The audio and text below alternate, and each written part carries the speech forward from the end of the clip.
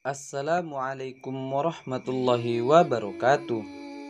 Imam Hasan al-Basri adalah seorang ulama karismatik zaman tabi'in yang sangat dicintai oleh kaum muslimin. Suatu hari, seperti biasanya, ia memberikan pengajian di Masjid Basrah. Masjid penuh sesak oleh jamaah kaum muslimin. Mereka berdesak-desakan ingin lebih dekat dengan sang imam. Dengan mata berkaca-kaca, sang imam berkata, "Duhai saudaraku semua, kalian berdesak-desakan untuk mendekat padaku. Bagaimanakah keadaan kalian kelak di hari kiamat, tatkala kumpulan orang-orang yang bertakwa dipisah dengan kumpulan orang-orang yang zalim?" Sang imam menundukkan kepalanya. Ia menangis dengan suara serak. Ia melanjutkan, "Saat itu dikatakan pada orang-orang yang bertakwa, berkumpullah kalian menjadi satu.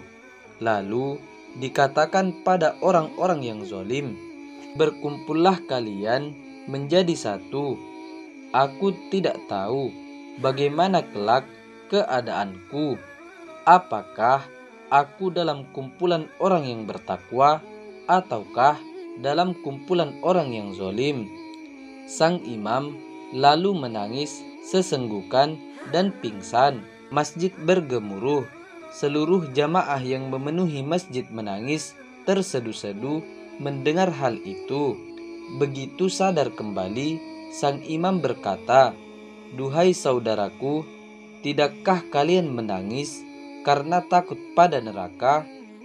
Ingatlah, siapa yang menangis karena rindu kepada Allah, ia tidak akan diharamkan untuk melihat Allah kelak.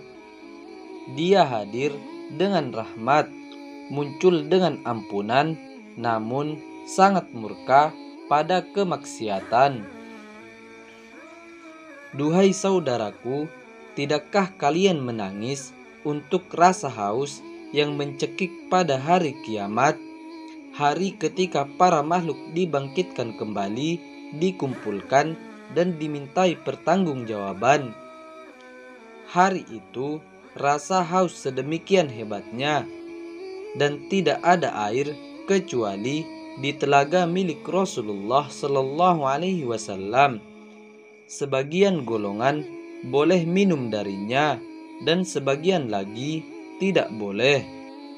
Ingatlah, barang siapa yang menangis karena takut akan rasa haus, pada hari itu akan diberi minum oleh Allah dari telaga Firdaus, dan alangkah meruginya orang yang tidak mendapatkan minum pada hari itu.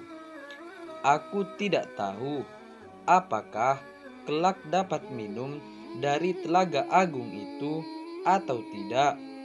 Sang imam lalu menangis terseduh hingga wajahnya pucat. Masjid kembali bergemuruh oleh suara tangis kaum muslimin. Sang imam dalam isak tangisnya berkata, "Duhai alangkah celakanya jika aku tidak bisa mengobati kehausanku pada hari itu dengan air dari telaga Rasulullah Shallallahu Alaihi Wasallam." Dia kembali menangis. Suara tangis di masjid itu semakin bergemuruh.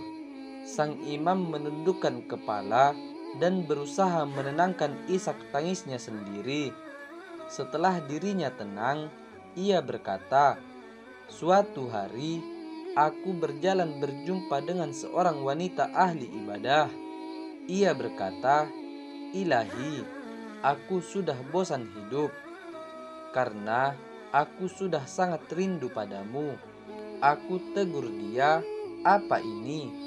Apakah engkau sudah sangat yakin dengan amalmu?' Wanita itu menjawab, 'Cintaku padanya dan keinginan kuatku untuk berjumpa padanya lah yang menggerakkannya. Apakah dia akan mengazabku padahal aku mencintainya. Tatkala kami dengan bercakap seperti itu, tiba-tiba seorang anak kecil dari keluargaku lewat. Aku lalu merengkuhnya dengan lenganku dan menggendongnya di dadaku. Lalu aku menciuminya. Wanita itu spontan bertanya, "Apakah engkau mencintai anak ini?" Aku menjawab, "Iya." Wanita itu lalu menangis dan berkata, "Seandainya para makhluk tahu apa yang akan terjadi pada hari kiamat kelak, maka mata mereka tidak akan pernah sejuk, hati mereka tidak akan pernah merasa tenang dan senang dengan sesuatu dari dunia selamanya." Lalu muncullah seorang pemuda, anak wanita itu bernama Duhaim. Ia berkata pada anaknya, "Duhaim, apakah engkau kira aku akan melihatmu kelak di hari kiamat di padang mahsyar, ataukah akan ada pemisah antara kita?"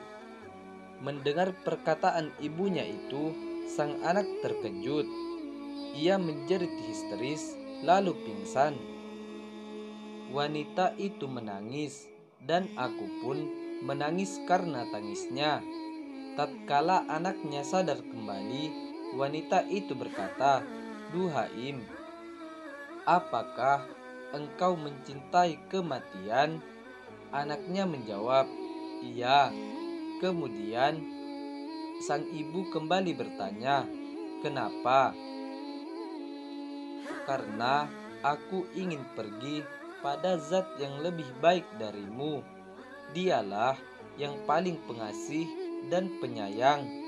Aku ingin pergi pada zat yang memberiku makan dalam kegelapan nestapamu, mengeluarkan aku dari lorong-lorong sempit.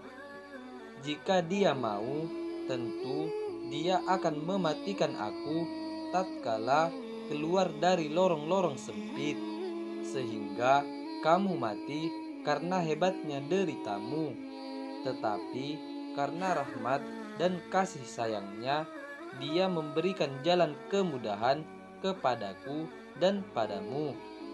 Tidakkah engkau dengar firman Allah Subhanahu wa ta'ala, kabarkanlah kepada hamba-hambaku bahwa sesungguhnya akulah yang maha pengampun lagi maha penyayang, dan bahwa sesungguhnya azabku adalah azab yang sangat pedih." Lalu anak itu menangis terisak-isak. "Aduh, celakanya jika aku tidak selamat dari azab Allah." Dia terus menangis sampai jatuh ke tanah. Ibunya mendekatinya dan mengelus dengan tangannya. Ternyata sudah meninggal. Sang ibu kemudian menangis dan berkata, "Duhai Duhaim, duhai orang yang dimatikan Tuhannya." Sang ibu terus menangis sampai jatuh tergeletak di bumi. Aku menggerak-gerakkannya, ternyata dia juga telah meninggal dunia.